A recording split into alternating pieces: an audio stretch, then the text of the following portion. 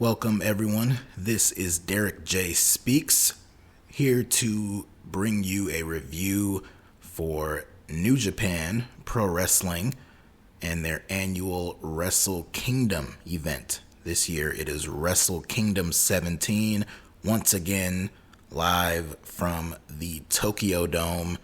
Stayed up late to watch this one live as it aired.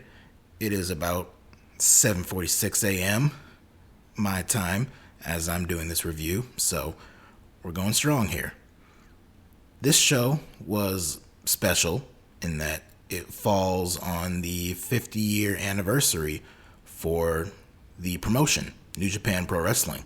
So that made this a very unique, special event. It also happens to fall on around the same time that the founder for New Japan Pro Wrestling, Antonio Inoki, tragically passed away last year, and this show was pretty much a good tribute to him. There was a whole 6-man tag team match on the pre-show that was dedicated to him, and a good story around the main event with Okada and Jay White was pretty much revolving around Inoki and this generation's Antonio Inoki in Kazuchika Okada winning the IWGP Heavyweight Championship back at the end of the show. But that did not mean we were devoid of any great matches. We had several great matches on this show. We had a fantastic match for the IWGP United States Championship with Will Ospreay and Kenny Omega making his first appearance on a New Japan show in 4 years now. Those two went out there and just had a war for that championship. We also had a few other nice matches on the undercard, nothing that really exceeded 10 or 15 or even 20 minutes or anything like that, but there were some solid matches on that undercard, and we had some very special moments, including the debut of Mercedes Mone, the former Sasha Banks, who has been the talk of the town online for these last several weeks, when it was revealed that as of January 1st, her contract with WWE would be up, and the word going around was already that she would be appearing at the Wrestle Kingdom show in Japan, and she did just that. And she came out, she has a new name, kind of the same look, although she changed up her hair a little bit, but it's still, Sasha is still in there. But she is already making a splash. We already know the date of her next, or her first match, I should say. So all that and more in this review. I'm not going to really go too deep into the pre-show because I didn't really focus too much on it. I didn't really see anything grand about it myself, but if you feel led to, feel free to go seek it out yourself. There was a exhibition match on the show, just a quick 3-minute exhibition with two young wrestlers. They had the New Japan Ranbo on here, where the final 4 participants would advance to the Provisional KOPW 2023 Championship Fatal 4-Way match on the New Year Dash show. And those final 4 were Sho, Toru Yano, Shingo Takagi, and the Great Okan.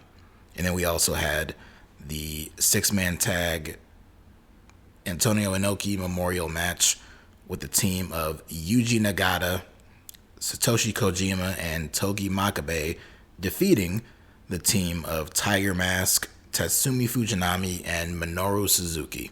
So that was the pre-show. As for the main show, things kicked off with the IWGP Junior Heavyweight Tag Team Championship match. The team of TJP and Francesco Akira defending their titles against LiYoh, that is Lio Rush and Yo. Early on in the match, they hit an assisted facebuster on LiYoh, did Akira and TJP, and that busted him open something fierce. And this would not be the last time we would see blood on this show. But LiYoh was rocking the crimson mask for all of this match, and this match was actually very fun. It was a nice little quick sprint to open the show. You know, nothing overly spectacular, but a very nice hot way to open the show. You could hear fans actually cheering. It wasn't just the applause and just clapping.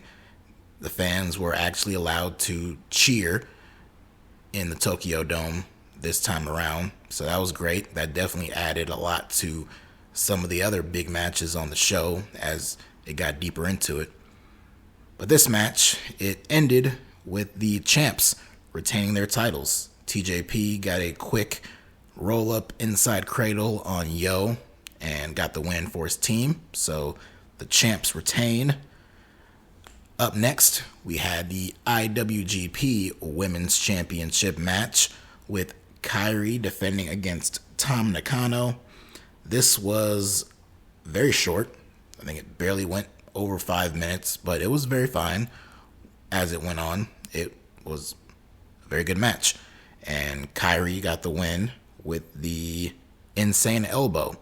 But of course, the big story is what took place after the match. So of course, as Kairi is celebrating her title victory, her retention of her championship, we hear some new music, the lights kind of go out, and then we see flashes of this figure on the big screen, and we all know who it is. And of course, out comes Mercedes Mone. As I said before, the former Sasha Banks.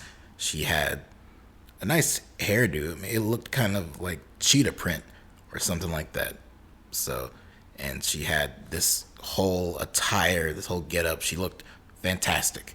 And she came out there, she came down to the ring. She got in the ring and came face to face with Kairi, who held up her championship. The two shook hands, but then Sasha pulled her in and then laid her out. She got on the mic and said some stuff. She introduced herself. She established a few nicknames in there, like the Blueprint, the CEO of the women's division, and she said her name is Mercedes Mone. And she held up the championship belt, and they did announce, at least on commentary, Kevin Kelly announced that Mercedes will be getting a shot at Kairi and her championship on February 18th at the Battle in the Valley show in San Jose, California. So Mercedes will be going over to the States to wrestle in this match, which is cool.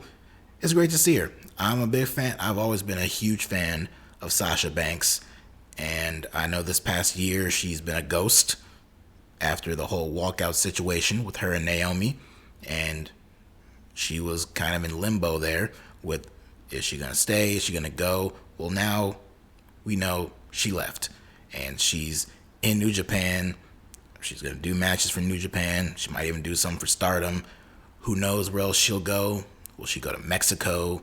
Will she go to this promotion or that promotion? What about an AEW appearance? Of course, the sky is the limit for this woman. She is primed and ready to dominate the wrestling world in 2023, and I'm all for it, and I hope she has a blast, and I'm along for the ride too. So great stuff here, and looking forward to seeing what all she accomplishes this year. Up next, the IWGP Tag Team Championships were on the line. FTR defending their last set of championships against the Bishamon team. This is the team of Yoshihashi and Hiroki Goto. Wasn't too familiar with these two as a proper tag team heading into this match, but they are a great team. And we all know how great FTR can be in the ring. I feel like they're incapable of having a bad match, especially nowadays. So all that combined, this resulted in a damn good match. This was the first match on the show where I really felt the crowd come alive, even more so than the Sasha debut in the previous match. I felt like in this match they were really into it. This didn't really go that long, went about 10 minutes, but it was very great stuff. It was very action-packed, very blunt force between both teams. FTR were throwing out a couple pile drivers, but they were all either broken up or kicked out of. But it was FTR just unable to figure out Bishamon here, and they could not get a beat on them. They really could not do a whole lot to outlast them. They had a lot of their big moves, and they were broken up. But in the end, it was Goto and Yoshihashi picking up the win, hitting their double team finisher on Dax Harwood, and got the pinfall. And Yoshihashi and Hiroki Goto are your new IWGP Heavyweight Tag Team Champions. But even bigger than that is that FTR is now titleless. They failed to win the AEW Tag Team titles from the Acclaimed. They lost their Ring of Honor titles to the Briscoes at Final Battle. They lost their AAA Tag Team titles last week. And now they have lost their New Japan Tag Team titles. And somewhere in there, they also lost the Ass Boys on Dynamite. So, don't know what the status is of Dax and Cash here. But it's very simple. Either they are doing a story where they're on a losing streak, but they're going to climb their way back up slowly and they'll get back to some level of success, or they're doing the honors on their way out. And we just got to stay alert over these next few months to see what direction they go in with FTR. If you ask me, I feel like there's a good chance we could be seeing the Revival make a return to WWE television by the end of this year. So that's my 2 cents, but we'll see how this goes. Up next, we crowned the first ever inaugural New Japan World Television Champion, Zack Sabre Jr., taking on Ren Narita. Sabre had a new look. He had blonde hair, and he somehow comes off more of a douchebag than before, which is good because even as a douchebag, he is fantastic in the ring. And this match, as short as and brief as it was still good. It was very stiff, as you would expect with guys like Sabre and Ren Narita. And there's a lot of kicks, a lot of kicking back and forth here. So good stuff there. But in the end, Sabre was able to win the match after locking in the armbar. He locked in several different submissions, but it was the armbar that really did it in for Narita, and he had no choice but to tap out. And so Zack Sabre Jr. is your first ever television champion. The last thing New Japan needs is another championship, but so be it. It's fine. And after the match, Sabre joined a new faction. Of course, Suzuki-gun disbanded a few months ago, or a few weeks ago, I should say. And so Sabre is factionless, and he has now found a new home, and it is the TMDK faction. So good for him. Up next, the Never Openweight Championship was on the line. Carl Anderson defending the championship against Tama Tonga, the battle of two of the original members of the Bullet Club here in this year that marks the 10-year anniversary of the Bullet Club's formation. And here we got to see representation on this show from Stardom, from AEW, and now from WWE. Of course, Carl Anderson's back in WWE, but he has never lost his never openweight championship. So going into this show, it was a nice little cute storyline with him holding the championship hostage and you waiting for someone to rip it from his fingers, and that was the task at hand for Tama Tonga here in this match. Had a good match. It started off very strong with Anderson clocking him in the face with the championship belt and then going up on the rampway, fighting up there, planting him head first down on the ramp, and then kind of going back and forth there. Eventually they made their way back into the ring and they had a proper match, which was good. It was very good. It was not great or anything like that, but it was a very good match. And it ended with Tama Tonga giving Carl Anderson a taste of his own medicine. He hit Anderson with the stun gun, and then he hit him with a second one and got the win. So Tama Tonga is the conquering hero for New Japan. He has saved them and their championship, and now Carl Anderson has no more ties to New Japan. So it's just a very cool concept of having all of these different promotions and all these different talents from all over the place, all represented in some way on this New Japan show. That was pretty cool, especially in this case where most of them were kind of back to back here. So that was a very cool scenario here for this show. And like I said, good match, not great. Speaking of very good matches, but not great matches, up next, big 6-man tag team match where representatives of LIJ, Tetsuya Naito, Bushi, and Sanada took on the team of Hiroshi Tanahashi, Shota Umino, and Keiji Muto. This was Muto's final match, also known as the Great Muta, if you didn't know. He already had his final match as Muta a few days ago against Shinsuke Nakamura. So that was very delightful to see. And so now we had this match here where it was his final match under the Muto name, and he was battling against a team that included one of his students, that being Sanada.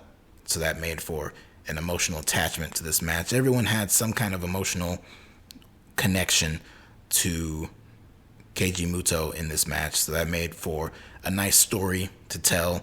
And this was just a standard 6-man tag. Everyone kind of got in there and did their spots, but the prime objective in this match was to make Shota Umino look like a star, because in the end, Muto hit the Shining Wizard on Bushi, but he did not go for the win. Instead, he left Bushi laying and he left him open for Umino, who went in, hit a huge DDT on Bushi, and he scored the pinfall victory. And then almost immediately, Muto and Tanahashi left the ring, and they left the ring alone for Shota Umino. So they clearly have a plan. They have they see something in Shota Umino as a future top guy in New Japan. So it was very cool for them to kind of put him in this position, and they even teased a little something. I don't think it really picked up on the camera, but they teased a little something between him and Tetsuya Naito, where it was like almost like Shota Umino was trying to get his attention, and now that he won this big match, maybe he's going to get his attention. It could lead to a match down the line. Who knows? But, as for Keiji Muto, it was a nice little send-off for him. He got in, did a few spots, and looked pretty good while doing it. And so, happy trails to that legend. Then up next, we had a fatal 4-way match for the IWGP Junior Heavyweight Championship. Taiji Ishimori defending against Master Wato, El Desperado, and Hiromu Takahashi. This was a great match. This was probably the longest match up to this point in the show, and it was very fun, like most of these Junior Heavyweight Championship matches are. Much like a few of the other matches on this show, it was very quick, very fast-paced, and very enjoyable. But in the end, it was Hiromu Takahashi, who scored the win. I believe he pinned Ishimori to get the win, and he regained the Junior Heavyweight Championship. I feel like this is like his 5th time with the championship, 5th, 6th, some number like that. You know, guys hold these championships many times in New Japan. So this is definitely a higher amount of times he's been champion. But nevertheless, very good match here. But here's where we get the really good stuff. The first of the double main event on this show is for the IWGP United States Championship. Will Ospreay defending against the returning Kenny Omega. Like I said at the beginning of the video, this was Omega's first appearance on a New Japan show in the flesh in 4 years, and it felt like a big deal. Came out, got a big reaction, and this entire match was getting a big reaction. This was a war between Omega and Ospreay. Omega had a mouse on, I believe it was his left eye, so Ospreay got him pretty stiff at some point early in the match, and you could see Omega's eye was beginning to close as the match was ending, and this match went long. This was about 33 minutes or so. So this was a long match, and he hung in there to the very end, you know, with his eye busting open. But think about Ospreay's case, because Ospreay got busted open real bad. He suffered a DDT on the top turnbuckle that was exposed, and he came up bloody out on the floor. Omega dove out onto him, and they started smashing his head into a broken table. Earlier in the match, I believe it was Ospreay suplexed Omega onto the underside of a table, even put a hole in it, and so Omega used that same broken table and just smashed Ospreay's head into it. So this was a good fight here. And Ospreay, he kept trying to fight back, but Omega had a response to everything that he was doing. But one of the crazier spots of this match was Omega attempting to hit a one-winged angel off the middle turnbuckle, but Ospreay was countering it, and he managed to avoid the one-winged angel, but it still resulted in both men crashing down, with Ospreay basically landing on his neck, and it looked rough. But he seemed to be okay, but you can never be too sure. We see Ospreay hit the Os Cutter, but it was only good for a 2 count.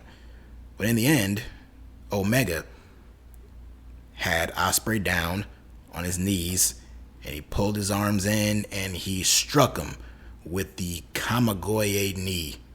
And then he got him up, hit him with the one-winged angel, and got the win. And Kenny Omega is your new IWGP US champion. That one shocked me.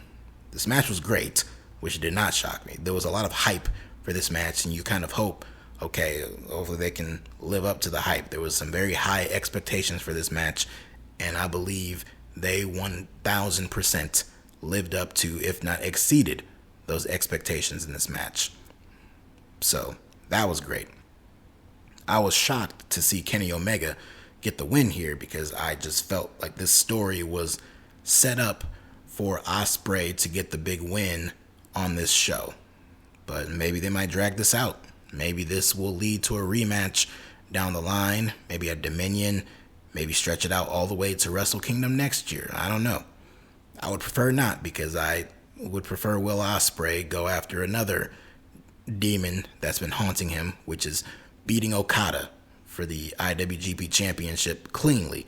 So hopefully they go in that direction. But maybe, I don't know. I don't know what they do here. With some of the stuff that Omega was saying about Ospreay leading into this match, I was kind of looking at it like, you know what, he's healing it up. He's being very obnoxious, and in the end, Ospreay will get the big win. But Omega won here. So that kind of doesn't really reflect too well on Will Ospreay in the long run. But we'll see what story they're telling with these guys. And then in the main event, Switchblade Jay White defending the IWGP Heavyweight Championship against the Rainmaker, Kazuchika Okada. This match was very good. I would even say great, but it did not hold a candle to that US title match that we got previously. And it was crazy because it's like, okay, this is a big Tokyo Dome main event match, but it's going to be interesting to see how Okada can follow what we just saw. He followed it well. They had a great match. They told a very good story of Jay White believing that he is in the middle of a legendary run as champion, and not even Okada can be enough to stop him or end his run. But of course he was wrong. He threw everything he could at Okada.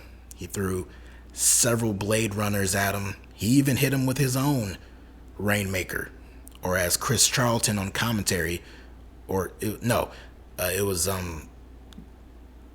Gino, right? It was Gino on commentary. He called it the J-Maker. So he threw everything he could at Okada, but it was not enough to keep him down.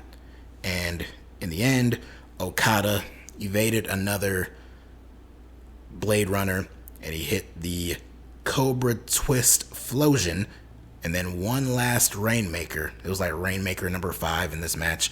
He hit him with one last Rainmaker, and he got the win, and he won the IWGP Heavyweight Championship back. I can understand some people finding that a little underwhelming, only in that, Okada, he's the tried and true, he's all reliable, all that stuff, and once again, a show ends with him as champion. But considering the circumstances and considering what the theme of this show was, celebrating the history of New Japan, honoring a legend who founded the company, who tragically passed away just a year ago, all that was kind of built around this entire show. So, of course, the only way that it made sense, as far as that's concerned, that it made sense for the show to end, was with an Okada win. So I don't have an issue with that necessarily. Do I want to see Okada go on another year-long or 2-year-long run as champion? Not necessarily. But, it is what it is. And at the end of the day, yes, he has been champion so many times, but Okada is still one of, if not the best wrestler in the world, and one of the greatest of all time. He doesn't have to be your favorite. You don't even have to like him.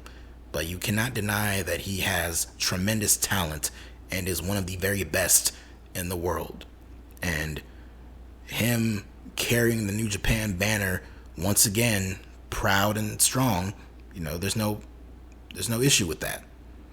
After the match, there was a little bit more interaction with him and Jay White, and we also had a tease of what's next up for Okada. Shingo Takagi came out and challenged Okada to a championship match down the line.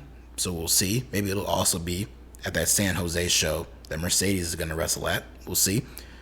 But yeah, Okada's champion again. I don't have an issue with it considering what the theme of this show was. It was about Antonio Inoki, and they view Okada as this generation's Antonio Inoki. It's hard to argue with that. So, as far as that's concerned, I had no issue. I had no qualms with that. And that wrapped up the show. Top to bottom, this is a very strong show. These Wrestle Kingdom shows tend to be early show of the year contenders with some early match of the year contenders, which this definitely had with that US Championship match with Ospreay and Omega. That was definitely a match of the year worthy contender there. And this is a very enjoyable show. It's very hard to watch it live when you're staying up that late. I did this so much easier several years ago in the early days of this, but it was much easier then than it is now. But I still had fun watching this show. I still enjoyed this show, and I recommend all of you watch it as well. So if you did, go ahead and leave your thoughts in the comments down below, what you thought of this show, what your favorite match was, what do you think about Mercedes Mone debuting, and all that good stuff. And as always, if you like what you see and you hear, go ahead, hit that like button, hit hit that subscribe button, and follow me on Twitter at DerekJ Speaks. It won't be too much longer when I'll be coming out with another video. I believe after this one, it'll be about a day from now. The next day, I'll be posting up a review of AEW Dynamite on the same day. Dynamite is tonight, and I'll be watching it, I'll be reviewing it, and the review should go up the next day, which will be Thursday, January 5th, and it's a new Dynamite. So we'll see how that shapes out. We'll see any new sets, new stages, anything new, drastically different about the show. We'll cover all that. So until next time, thank you. It's a new year full of content in this crazy world of professional wrestling, and I look forward to covering as much of it as I possibly can, and I hope all of you will join me along with the ride. So thank you, and I will see you guys later.